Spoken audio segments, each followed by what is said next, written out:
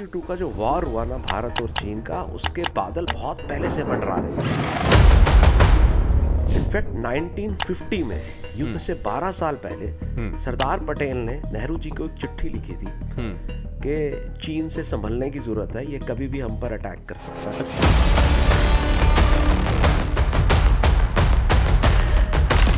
Indian ordinance factories वगैरह जहां पर हम हथियार बना रहे थे उनको बंद करा दिया गया।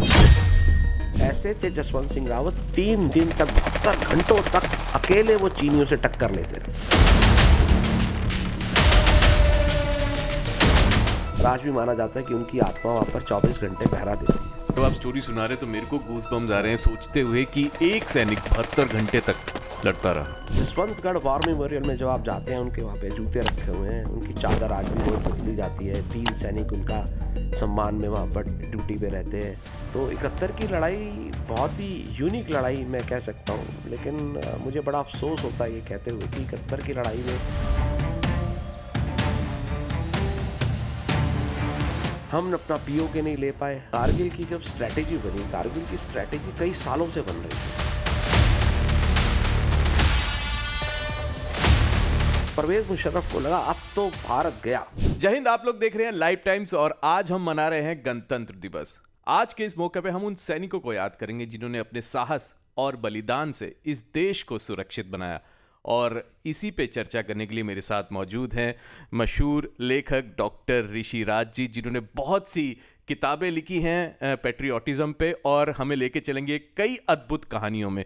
तो डॉक्टर साहब, वेलकम टू लाइव टाइम। सबसे पहले तो सर हम आपसे ये बात करना चाहेंगे कि इस देश ने कई लड़ाइयाँ देखी हैं और अगर हम शुरुआत करें 62 से, इंडो चाइना वॉर से कई कहानियाँ निकल के आई जिसमें आपने अपनी किताबों में जिक्र भी किया है। तो कुछ वो ऐसी बातें जो आज तक किसी को नहीं पता, ये कुछ ऐसे जो सस्पेंस है जो अभी भी छुपे हैं कहीं जो हमको नहीं पता, उनके बारे में आपसे जानना चाहेंगे सर। सबसे पहले थैंक यू मुझे अपने इस चैनल पर इनवाइट करने के लिए।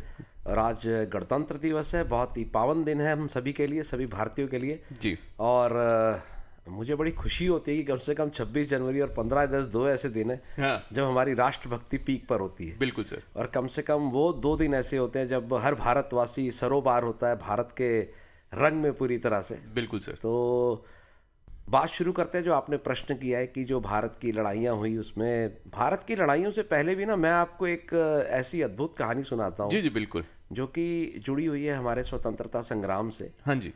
और ये तो सभी को पता है कि राजगुरु भगत सिंह और सुखदेव को जो फांसी हुई थी वो 23 मार्च 1931 को हुई थी जी। और जो एक्चुअली फांसी की जो तिथि थी ना वो थी 24 मार्च की, लेकिन वो 23 मार्च को दे दी गई। और उनकी जो बॉडीज थी ना उनको म्यूटिलेट कर दिया गया, मतलब काट करके बोरे में भर करके जेल के पिछले दरवाजे से निकाल दिया गया। वो इतना जघन्य अपराध अंग्रेजी सरकार ने किया था जिसको हम कभी क्षमा नहीं कर सकते हैं।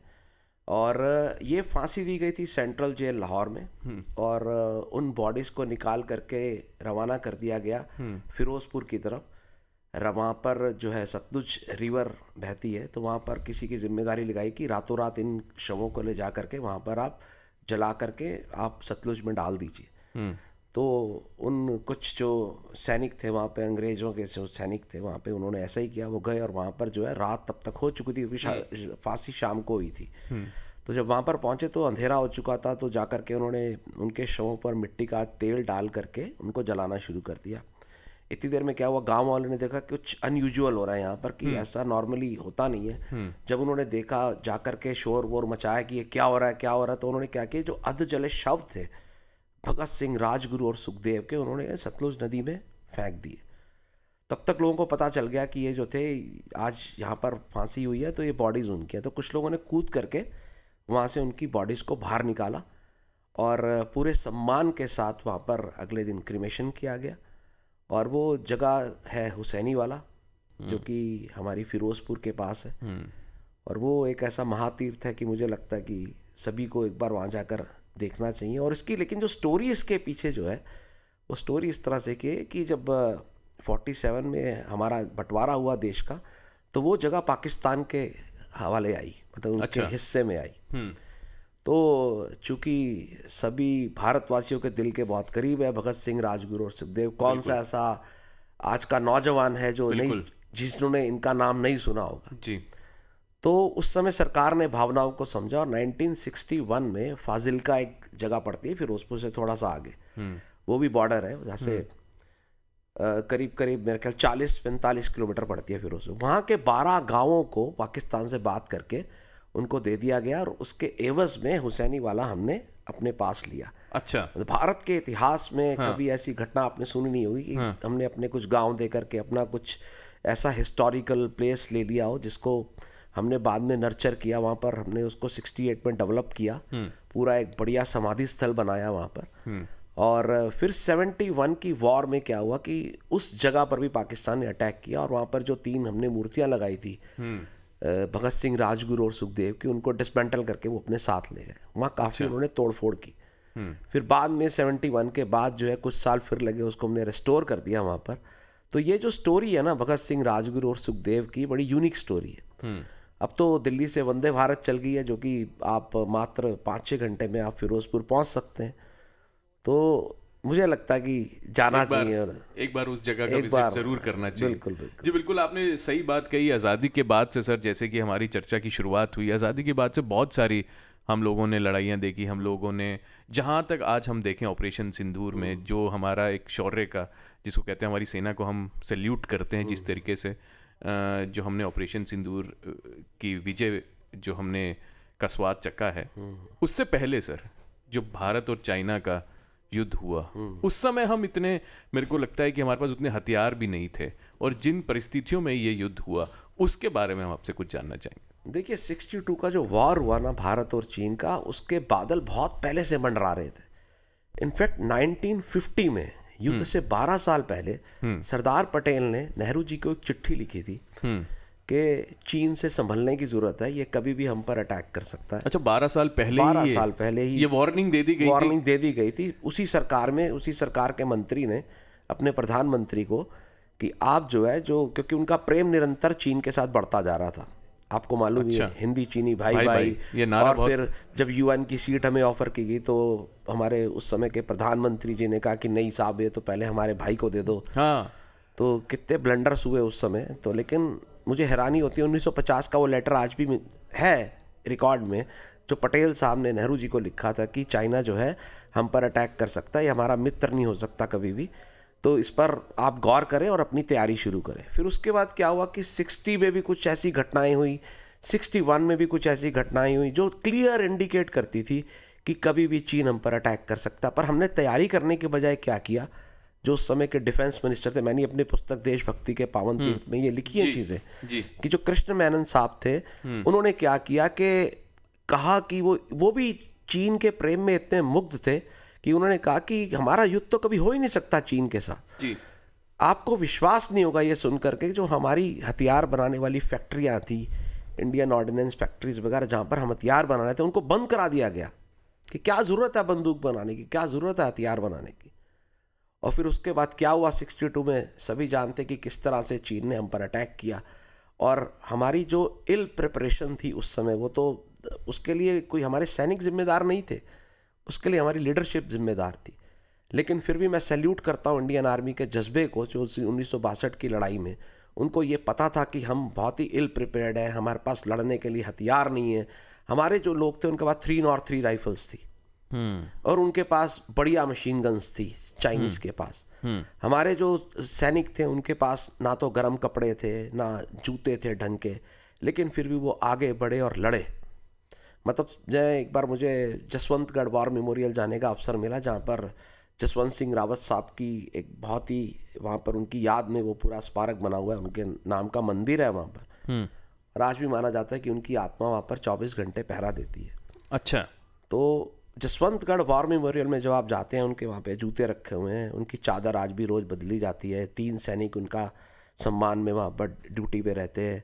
और जो है वो ऐसे थे जसवंत सिंह रावत, 3 दिन तक 72 घंटों तक अकेले वो चीनियों से टक्कर लेते रहे। और वो एक ऐसा पॉइंट था जहाँ पर चीनियों ने जो है मतलब उनको भी सैल्यूट किया, दुश्मन को कहते हैं कि कमाल का जज्बा दिखाया जसवंत सिंह रावत साहब ने। और वहाँ पर जाकर के जब हम देखते हैं कि एक कंबल 3-3 सैनिक ओढ़ते थे रात को सोने के लिए। आप सोचिए अक्टूबर में अटैक हुआ था 62 में, उस समय आप तवांग जैसी जगह पर जो इतनी हाइट पर है, इतनी ठंड हो गई थी वहाँ पर। तो बहुत ही हमारे लिए एडवर्स सिचुएशंस थी, लेकिन फिर भी हमारे लोग पूरा दम लगा के लड़े और जसवंत सिंह रावत साहब को महावीर चक्र दिया गया उस वॉर के लिए। ये जब आप स्टोरी सुना रहे तो मेरे को गूज बम्स आ रहे हैं सोचते हुए कि एक सैनिक 72 घंटे तक लड़ता रहा। और ऐसी जो ये तो नेफा साइड थी, मतलब नेफा बोलते थे अरुणाचल प्रदेश को। ऐसे ही जो है एक लद्दाख में एक केंद्र है जहाँ मेजर शैतान सिंह साहब लड़े थे। जब युद्ध लड़ा गया तो आप ये मानिए कि 124 वीर अहीर बोलते हैं जो पलटन थी उनकी, तो उसका जिसका नेतृत्व कर रहे थे, उन्होंने अपने साथियों को क्लियर बोला कि आज बहुत भारी तादाद में चाइनीज़ आने वाले हैं और मतलब कि मेरी तरफ से जो जाना चाहता चला जाए यहाँ से, मैं उनको फ्री हैंड देता हूँ, मैं कोई बाध्यता नहीं है यहाँ पर रुकने की। लेकिन आप यकीन नहीं करेंगे 124 में से एक भी आदमी पीछे नहीं हटा, सब ने उनका साथ देने का ठाना और 114 लोगों ने उस रात को वीर गति प्राप्त की। लेकिन जो कहते कि जो फैक्ट्स बताते कि उस रात को जो चाइनीज़ वहाँ पे उन्होंने मारे, मतलब कि उनकी संख्या हज़ारों में थी। अच्छा, हज़ारों में थी। अभी जो फरहान अख्तर की मूवी आई है, हाँ। अभी पीछे आई थी, तो वो मूवी उसी को दर्शाती है, मेजर शैतान सिंह साहब की लाइफ को। अच्छा। और उस लड़ाई को, जो लड़ाई वहाँ पे लड़ी गई, मतलब 62 की वॉर जो थी ना, बड़ी अमेजिंग वॉर थी। मतलब हम जिस वॉर को जीत नहीं सकते थे, लेकिन फिर भी हमारे सैनिकों ने पूरा जोर लगा दिया उसे जीतने के लिए और प्रूव किया अपना जो था, अपनी वीरता को प्रूव किया कि हम किसी से कम नहीं हैं। इसी तरह से जो एक और परमवीर चक्र हुए हमारे वहीं लद्दाख में, वो डिप्यूट थे, उनको चाइनीज़ उठा करके ले गए थे। मेजर धन सिंह थापा साहब थे वहाँ पर डिप्यूट थे, वो भी लद्दाख में थे और उनको चाइनीज़ उठा करके ले गए अपने साथ। यहाँ पर इंडिया ने डिक्लेयर कर दिया कि वो तो मतलब युद्ध में मारे गए, वीर गति को प्राप्त हो गए, मरणोपरांत परमवीर चक्र उनको दे दिया गया। अच्छा। तो कुछ महीनों के बाद वो वहाँ से जब चाइनीज़ की उससे छूट करके आए, तो यहाँ करके पता चला कि उनको तो डेड डिक्लेयर कर दिया गया और उनको मरणोपरांत परमवीर चक्र दे दिया गया। तो वो भी बड़ी रोचक कहानी है उनकी, धन सिंह थापा साहब की। फिर वो जीवित रहे, अच्छी आयु जिए और उन्होंने कई वर्षों तक गणतंत्र दिवस की परेड में हिस्सा भी लिया। फिर सर, ये जो कहानियां हैं, ये अभी मेरे को लगता है कि आम जनता को ये सब कहानियां जो पता नहीं होगी, जो कि आप हमको बता रहे हैं। 62 की लड़ाई हुई सर, उसके बाद से पाकिस्तान की नीयत तो पहले से ही ख़राब थी। उसके बाद उन्होंने कोशिश की कि अभी अभी हम लोग चाइना से युद्ध किए हैं, हमारी इकॉनमी बहुत लो होगी, हम लोग अभी भी रीबिल्ड पे होंगे, तो पाकिस्तान ने भी इसका फ़ायदा उठाना चाहा। सर, उसके बारे में क्या कहेंगे जब 65 में हमला हुआ? 65 में पाकिस्तान ये सोच रहा था कि अभी नेहरू जी का इंतकाल हुआ है, अभी उनकी डेथ हुई है, स्वर्गवास हुआ है, तो इंडिया स्थिति में नहीं होगा और अभी भी जो ज़ख्म है चीन से जो हमें मिले थे वो भी ताज़े होंगे। तो पाकिस्तान इस गुमान में था कि अब ये राइट टाइम है कश्मीर छीनने का पाकिस्तान से, तो अटैक किया जाए अच्छा भारत के ऊपर। और उस समय जो मैं आपको बताऊं कि अगर आप 65 की वॉर का विश्लेषण करते हैं ना, तो आप पाते हैं कि पाकिस्तान जो था वो फार बेटर पोजीशन में था इंडिया से। उसके पास पेटेंट टैंक्स थे, हमारे पास शर्मन टैंक्स थे जो वर्ल्ड वॉर 2 के थे। और उसके बाद क्या है कि चीन उसको सपोर्ट कर रहा था, क्योंकि सी पैक तब तक वो दे चुका था, सी पैक के लिए अक्सई चिन्ह में जगह चीन की गोद में बैठ करके वो उस समय खेल रहा था। और उससे भी ऊपर अमेरिका का बहुत बड़ा हाथ था। हथियार जो थे वो अमेरिका के थे। अमेरिका पूरा खुल के सपोर्ट कर रहा था पाकिस्तान को। आप सोचिए, जब दो इतनी बड़ी शक्तियां पाकिस्तान के पीछे खड़ी थी, तो आपको लगता है कि हम जो जीत सकते थे? भरोसा तो था सर जवानों को, उस समय लोगों को भरोसा तो अपने जवानों पे हमेशा ही रहा होगा। भरोसा जो था, इसी भरोसे ने उस युद्ध को जिताया हमें, और हमने इतने बढ़िया स्केल पे उस युद्ध को जीता कि मतलब अगर आप कभी अमृतसर से आगे एक जगह पड़ती है भिक्की विंड करके, जिसको टैंकों की कब्रगाह बोला जाता है, वहाँ पर एक एक करके जो पेटेंट टैंक्स को वहाँ पर बर्बाद किया भारतीय सेना ने, वहाँ पर ऐसी व्यू रचना कर दी कि मतलब कि उनका टैंक आता था और खेतों में पानी में धंस जाता था और वो मूव ही नहीं हो पाता था। वहाँ पर करीब करीब मेरे ख्याल से 50 टैंक्स तो हमने उनके ऐसे ही बर्बाद कर दिए वहाँ पर। और ये कहा भी जाता है सर कि वर्ल्ड वॉर 2 के बाद सबसे बड़ा जो टैंक बैटल हुआ वो 1965 की लड़ाई, और वो स्थान वहीं पर है, मतलब कि अब्दुल हमीद साहब का भी वहाँ पर मेमोरियल है, और जो वहाँ पर भिक्की विंड है, जो जगह है वहाँ पर खेमकरन सेक्टर है, हमारा खेमकरन बॉर्डर है। तो ये सारी जगहें जो है ना उस युद्ध की आपको यादें ताज़ा कर देती है एकदम से, और बड़ा गर्व होता है कि भारत ने किस तरह से एडवर्स सिचुएशंस होते हुए भी, हमारे फेवर में नहीं थी सिचुएशंस, लेकिन फिर भी हमने उस लड़ाई को जीता, और सिर्फ इसी दम पर जीता कि हमारे सैनिकों ने बहुत ही उम्दा साहस का प्रदर्शन किया। उनमें से कोई ऐसी सैनिक की स्टोरी जो आप हमारे साथ शेयर करना चाहो 65 की? 65 की मुझे एक स्टोरी याद आती है, जो परमवीर चक्र हुए थे, मुझे याद आती है लेफ्टिनेंट कर्नल तारापुर की आती है। तारापुर साहब जो थे वो 17 पूना हॉर्स के थे, और वो 17 पूना हॉर्स जो रेजिमेंट थी उस समय वहाँ पर डिप्यूट थी, ये बसंतर नदी के आसपास के डिप्यूट थी वो, तो वहाँ पर उन्होंने अपनी रेजिमेंट की तरफ से पहला परमवीर चक्र जीता था। और अगर आपने अभी एक 21 मूवी आई है जो बिल्कुल अरुण खेतरपाल साहब की लाइफ पर है, तो उसमें जब वो खड़े होते हैं, जब वो युद्ध के लिए तैयार हो रहे होते हैं, और जब उनको बताया जाता है कि ये तारापुर साहब है जिन्होंने 65 की वॉर में पहला परमवीर चक्र जीता था पूना हॉर्स की तरफ से, तो उनके मुंह से निकलता है अरुण खेतरपाल साहब की तरफ से, अगला परमवीर चक्र मैं लेकर के आऊँगा। मतलब किसे पता था कि मतलब वो जो बोलने जा रहे हैं कि अक्षर अक्षर सत्य हो जाएगा। और वो 71 वॉर में परमवीर चक्र लेके आए अरुण खेतरपाल साहब 21 साल की उम्र में, और वो रिकॉर्ड देखिए 71 से 99 तक चला। वो सबसे कम आयु में परमवीर चक्र प्राप्त करने वाले विजेता बने, और उसके बाद 99 में योगेंद्र सिंह यादव साहब ने वो रिकॉर्ड तोड़ा, जब 19 साल में उनको परमवीर चक्र मिला। उसके बाद सर हमने 71 की भी लड़ाई देखी, जैसे कि आपने इन हीरोज की बात की है, उन्होंने शायद एक डायलॉग भी कहा था कि जब तक मेरे गन में गोली रहेगी तब तक मैं मारता रहूंगा। ये जो डायलॉग है ये आज मूवी में भी दिखाया गया, बट उनका जो डायलॉग था सर, ये गूज बम्स देने वाली बात है। तो 71 की लड़ाई बहुत ही यूनिक लड़ाई मैं कह सकता हूँ, लेकिन मुझे बड़ा अफसोस होता है ये कहते हुए कि 71 की लड़ाई में जितना पराक्रम हमारे सैनिकों ने दिखाया, और जिस हिसाब से हमारे वीरों ने अपनी वीरता दिखा करके देश के लिए काम किया, तो हम वार्ता की टेबल पर वो सब कुछ हार गए। ये 71 की लड़ाई शुरू हुई तो पहले तो हमारा ये प्लान था कि हम उसको जुलाई अगस्त में करें। अच्छा। लेकिन मानेक शाह साहब उस समय लीड कर रहे थे इंडियन आर्मी को, तो उन्होंने कहा नहीं, अभी जो हालात हैं वो माकूल नहीं है, क्योंकि मानसून वगैरह में बांग्लादेश में रिवर्स में पानी बहुत ज़्यादा आ जाता है, तो उन्होंने कहा this is not the right time to execute the war. तो उन्होंने कहा थोड़ा वेट करते।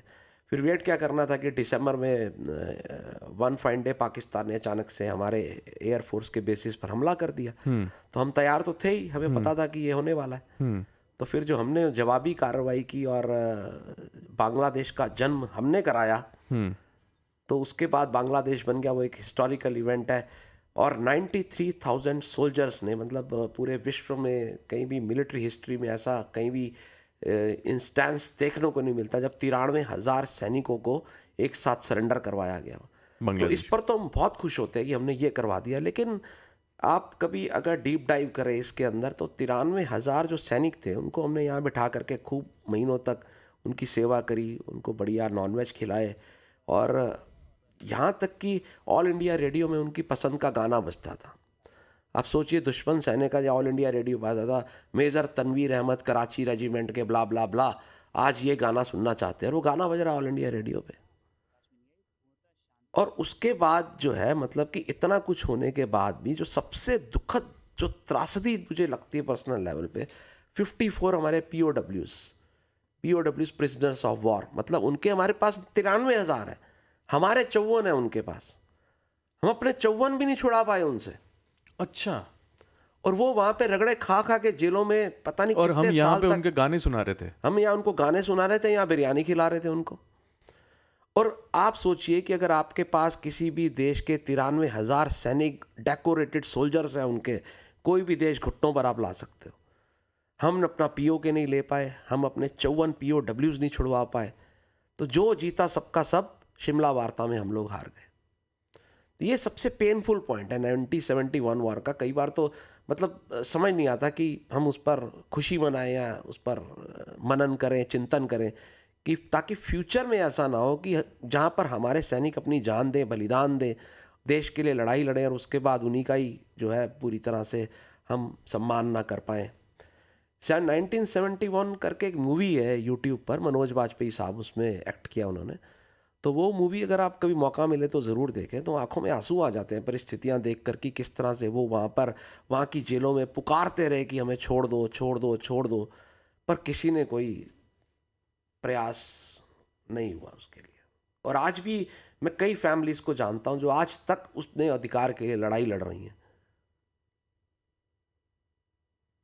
तो इन दिस वे 71 वार थोड़ी सी डिफरेंट भी है, थोड़े सा हमें भावुक भी करती है, लेकिन हाँ उसमें विजय पताका तो हमने फहराई, इसमें कोई दो राय नहीं है।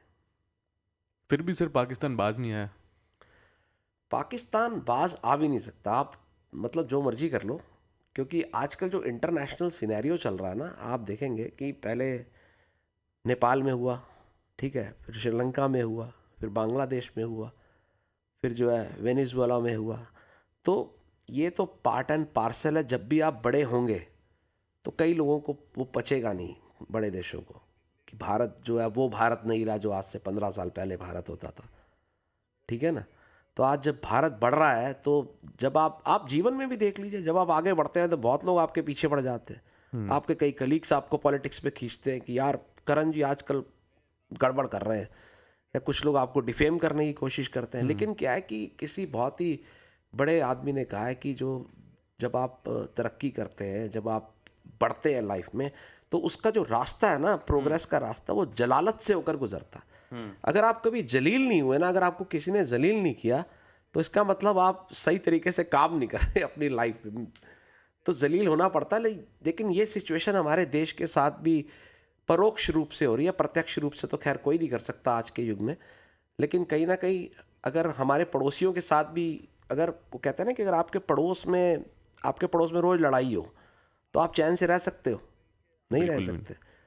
तो जो डिस्टेबल करने का ये है, बहुत बड़ी कॉन्स्पिरेसी है। मतलब कि वो तो अच्छा है कि अभी हम अपने आप को संभाले हुए हैं और हमारा नेतृत्व तो बहुत ही सॉलिड है, जो मेरा मानना है कि बहुत अच्छे से उसको टैकल कर रहे हैं, तो देश महफूज है अभी तो। बट सर जैसे कि आपने बात की कि बहुत कोशिश करता है पाकिस्तान डिस्टेबलाइज करने को। कारगिल युद्ध मेरे को अभी तक याद है, क्योंकि वो युद्ध था जो हमने टेलीविजन पे देखा था आपने तो शायद विजिट भी किया होगा उस एरिया को। उसके बारे में क्या कहेंगे? कारगिल युद्ध था और स्ट्रेटेजिक पोजीशन पे था पाकिस्तान, वहाँ से जीत कर आना भारत के लिए, क्या जवाब दिया था पाकिस्तान? कारगिल की जब स्ट्रैटेजी बनी, कारगिल की स्ट्रैटेजी कई सालों से बन रही थी और उसके पीछे एक ही आदमी था, परवेज़ मुशर्रफ। अच्छा। परवेज़ मुशर्रफ ने अपने कई प्रीवियस पीएम्स को प्रपोजल दिए, पूरी प्लानिंग बना के दी कि मैं कारगिल करना चाहता हूँ। अच्छा। तो कई पीएम्स ने नकार दिया, one I think Benazir Bhutto भी उनमें से एक थी। तो उन्होंने कहा कि नहीं, ये पॉसिबल नहीं है, इसको रहने दो, मत करो। बट परवेज़ मुशर्रफ जो थे ना, वो खार खाए हुए थे भारत से, क्योंकि सियाचिन में हमने उनको बहुत क्लोजली मात दी थी। उस समय वो कमांडर थे वहाँ पर, उन्होंने 2 दिन के गैप के ऊपर करके सियाचिन हमने ले लिया था। तो वो बहुत ही मतलब कि तब से बदला लेने के लिए तड़प रहे थे भारत से 1984 से। तो उन्होंने कई पीएम्स को ये प्रपोजल दिया कि मेरे पक्का एक फुल प्रूफ प्लान है मेरे पास, इसको करते। तो नवाज शरीफ भी, मुझे लगता भी है, नहीं भी लगता कि वो उनको उन्होंने कॉन्फिडेंस पे लिया कि नहीं लिया, क्योंकि जब अमन की आशा की बस चल रही थी और उसी समय तब तक जो है हमारी कारगिल की चोटियों पर उनके सैनिक जाकर बैठ चुके थे। प्लानिंग हो चुकी थी, प्लानिंग पूरी तरह से हो चुकी थी, क्योंकि जब मई में लड़ाई शुरू हुई, हम यहाँ दोस्ती का हाथ फैला रहे थे उस समय। हाँ, दोस्ती का हाथ, क्योंकि हमें तो यही कहा गया था कि अमन की आशा बस पे चलो और करते हैं, दोस्ती का हाथ बढ़ाते हैं। लेकिन आप ये देखिए, 3 मई 1999 को हमें पहली बार पता चला कि कुछ आतंकवादी घुस आए, आतंकवादी, है ना। लेकिन उससे आप मान के चलिए कि करीब करीब अक्टूबर में, उससे आप और 8 महीने 9 महीने पहले जाइए, अक्टूबर में वो लोग वहाँ जा कर के अच्छी पोजीशन में जा कर के अपना बैठ चुके थे। तो परवेज़ मुशर्रफ जो है उस दौरान फैक्ट्स बताते हैं कि उन्होंने द्रास में विजिट भी किया था, इंडियन टेरिटरी में आकर के उन चोटियों में वो अपने सैनिकों से मिले थे और कुछ को कैश अवार्ड भी दिया था, भाई बढ़िया, तुम लोग सही सेटल हो गए हो, अब तुम्हें आगे बड़ा काम करना है। अच्छा, ये सब हो चुका। तो ये इन्फॉर्मेशन हम लोगों के पास नहीं पहुंची, इंटेलिजेंस के पास? देखिए, इंटेलिजेंस के पास जो है, अगर ये सूचना होती तो फिर बात ही कुछ और थी। और मैं बताऊँ आपको ऐसा कि कैसे हो सकता है? कारगिल में भी ऐसा हुआ कि 3-4 महीने पहले से कुछ घटनाएं होती थी, जिससे एक इशारा मिलता था कि कुछ तो कुछ होने गड़बड़ वाला है, है। कुछ तो गड़बड़ है। हाँ। लेकिन वो समहाउ वहाँ पर इग्नोर हुआ, या उस समय जो भी था, मतलब कि वो अमली जामा उसको नहीं पहनाया जा सका, पेनिट्रेशन को हम नहीं पकड़ पाए। तो जो पाकिस्तान ने जब वहाँ पे पहुँच गए ना ऊपर, तो परवेज़ मुशर्रफ को लगा अब तो भारत गया। अच्छा। 16,000 फीट पर मेरे लोग बैठे हैं, सामने इनका नेशनल हाईवे है, ऊपर से पूरा हम डोमिनेट कर रहे हैं। तो भारत के बस का नहीं है कि वो नीचे से चढ़ करके 16,000 फीट ऊपर आए, हमारे सैनिकों को मारे और भगाए। ये तो इम्पॉसिबल है। उन्होंने तो कहा ये लड़ाई तो मुश्किल से हफ्ते 10 दिन में भारत सरेंडर कर देगा, क्योंकि कोई ऑप्शन ही नहीं है। ये दिमाग में था परवेज़ मुशर्रफ के। लेकिन उसको पता नहीं था कि भारतीय सेना जो है वो एक डिफरेंट ही लेवल पर है। तो जो स्टार्टिंग में ज़रूर हमें असफलता मिली, मैं ये नहीं कहता कि हम बहुत शेरों की तरह गए और पहले दिन से हमने वहाँ पे मारना शुरू कर दिया, ऐसा नहीं हुआ था। मई का महीना जो है हमारा पूरा वी वर हैविंग सेटबैक्स, हमारे बहुत बंदे मरे। जून के स्टार्टिंग के पहले वीक तक, मतलब जून के पहले वीक तक जो है हम बैकफुट पर थे। फिर धीरे धीरे जो है हमने वहाँ पर अपनी स्ट्रैटेजिक पॉइंट्स को जीतना शुरू किया, और फिर ऐसा टाइम आ गया कि हमने धीरे धीरे पूरा कारगिल जीत लिया। लेकिन ये आसान नहीं था काम, ये बहुत ही, अगर आप मिलिट्री हिस्ट्री की बात करें तो ये one of the toughest battles थी भारत के सैन्य इतिहास की। और 527 हमारे जो जवानों ने वहाँ पर बलिदान दिया, तब जा करके हम कारगिल को वापस ले पाए। बट कारगिल की सर बहुत ही इंटरेस्टिंग स्टोरीज हैं। जैसे कि हम लोग सुनते हैं कि एक टुकड़ी गई थी ऊपर, और जहाँ पे पाकिस्तानी सोल्जर्स ने उनको कैप्चर करके रखा था, बहुत टॉर्चर किया था, उसके बारे में क्या? वो बहुत ही मार्मिक कहानी है। एक्चुअली क्या था, बजरंग पोस्ट एक पड़ती है काक्सर में, बजरंग पोस्ट। तो जब आप द्रास से निकलते हैं, कि मैं वहाँ पर 2-3 बार गया हूँ फॉर्चुनेटली, तो सारी जगह मैंने देखी है। तो मुझे इस तरह से, क्योंकि Dras was the main epic centre of the war. कहते कारगिल वॉर है, लेकिन Dras was the main centre. जब आप द्रास से कारगिल की तरफ बढ़ते हैं तो एक जगह पड़ती है काक्सर। अच्छा। तो काक्सर में बजरंग पोस्ट है। सबसे पहले जो था वहाँ पर सौरभ कालिया जी थे, कैप्टन सौरभ कालिया, और उनका जो उनके साथी थे, उनको भेजा गया सबसे पहले कि आप जाइए, देख करके आइए, कहीं तो कुछ गड़बड़ है। अच्छा। तो जब वो गए तो वो लोग कभी लौट के ही नहीं आए, क्योंकि उनको पाकिस्तानियों ने कैप्चर कर लिया। और सौरभ कालिया साहब का जो शत विशत करके जो शव भेजा था, पूरे आपको याद होगा उस समय की, पूरे देश में उस समय बहुत ही गुस्से की लहर थी कि मतलब कैसे कोई सभ्य समाज के जो सैन्य अधिकारी या सेना इस तरह से किसी दूसरे देश के सैनिक के साथ कर सकती है कि आप उनके अंग भंग कर दें, उनके आंखें निकाल लें, उनका जबड़ा तोड़ दें, उनके जेनिटल्स काट दें, उनकी बाजू तोड़ दें। मतलब कि जितना वो गंदा कर सकते थे ना, उन्होंने किया। और ये बहुत ही पेनफुल रहा, not only for the Kalia परिवार, फॉर द एंटायर इंडिया। तो वो सबसे पेनफुल था। उसके बाद क्या हुआ कि ये 4 जाट के थे सौरभ कालिया साहब। सौरभ कालिया साहब के एक और सीनियर थे, कैप्टन अमित भारद्वाज। अच्छा। तो वो उनको, सौरभ जी को अपना छोटा भाई मानते थे। तो जब वो लोग नहीं आए हफ्ता 10 दिन तक, तो उन्होंने कहा कि नहीं, मैं आप देखने जाऊंगा। तो वो गए, वो भी वहाँ पर जो है शहीद हो गए। वहाँ पे क्रॉस फायरिंग में उन्होंने भी अपना बलिदान दे दिया। तब जाके भारत को लगा कि नहीं यार, कुछ तो मामला गहरा है, ये कोई आम मतलब घुसपैठ नहीं है, ये बहुत बड़ा एक साजिश है।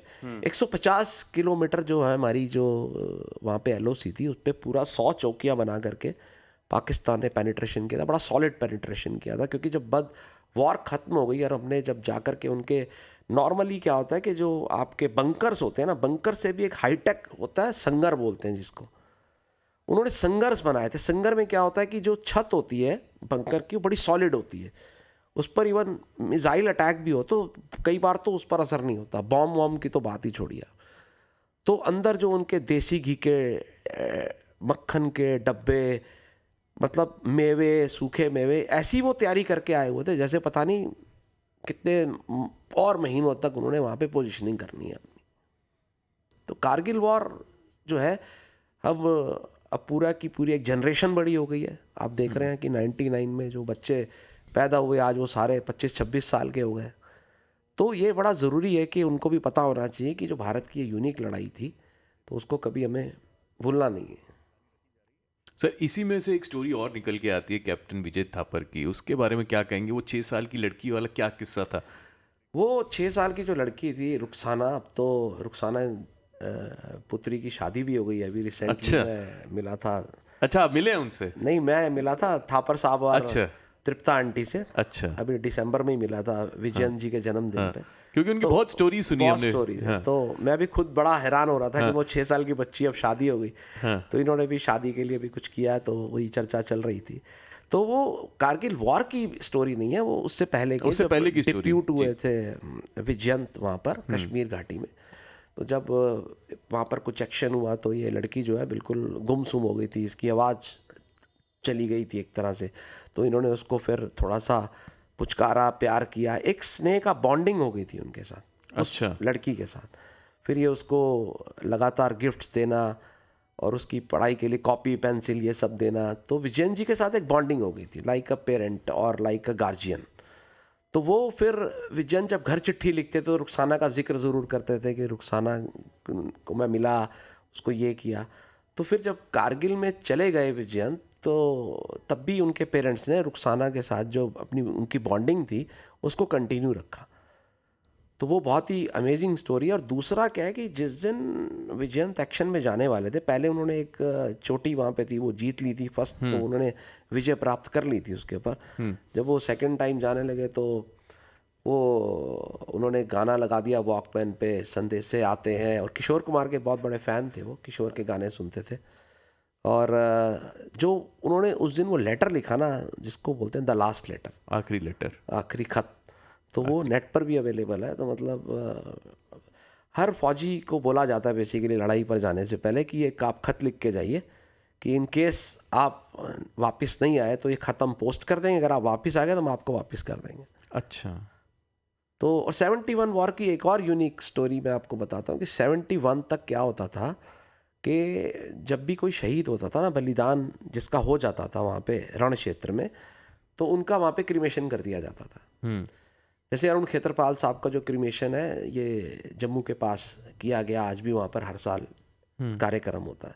लेकिन 99 कारगिल वॉर में अटल बिहारी वाजपेयी सरकार ने ये निर्णय लिया कि जो भी रणभूमि पर शहीद होगा उसकी बॉडी घर आएगी, चाहे कितने ही किलोमीटर आए, जैसे आए। और वहाँ का जो DMVM वो पार्टिसिपेट करेगा उनके लास्ट राइट्स में, और पूरे सम्मान के साथ उनका जो है अंतिम संस्कार किया जाएगा। तो ये बहुत ही अच्छा एक जेस्चर था जो मुझे लगता है जिसकी सराहना करनी चाहिए। तो ये हमारा 99 से स्टार्ट हुआ। 99 से ये बहुत जो है डिसीजन लिया गया। हाँ। उसके बाद सर विजय थापर की आपने किताब भी लिखी है, उसमें लास्ट लेटर का भी जिक्र आता है, रुखसाना का भी जिक्र आता है। जो हमने देखा उस युद्ध के दौरान सर, सिर्फ कैप्टन विजय थापर नहीं थे, और भी कई ऐसे जो हमारे जवान थे जो शहीद हुए, उनके बारे में कोई ऐसी स्टोरी जो अभी तक हमारे दर्शकों को नहीं पता है? एक सर्वनंद साहब थे जो बिहार रेजिमेंट के थे।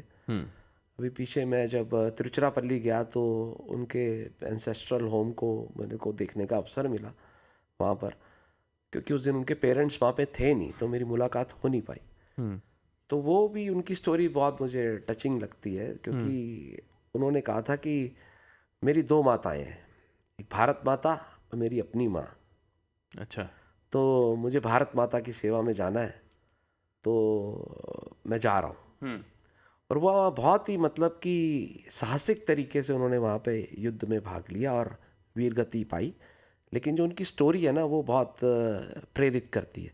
ऐसे कैप्टन मनोज कुमार पांडे की अगर बात करें तो मतलब कि he comes from a middle class family in Lucknow. तो वहाँ पर सैनिक स्कूल में बहुत अच्छा उन्होंने अपना जब ट्रेनिंग हुई तो उनका एक ही लक्ष्य था। आज भी मुझे याद है कि जब उनका सिलेक्शन हो गया NDA में, तो SSB वाराणसी में वो इंटरव्यू देने गए थे वहाँ पे। तो उनसे पूछा कि आप सेना में क्यों जाना चाहते हो, तो उन्होंने कहा मुझे परमवीर चक्र लेना है। अच्छा। तो उन्होंने बोला वो तो अक्सर मरणोपरांत मिलता है। तो कहते हैं कि देश के लिए मैं जान देने के लिए सदैव तैयार हूँ। और देखिए वही हुआ, उन्होंने अपनी देश के लिए जान कुर्बान कर दी।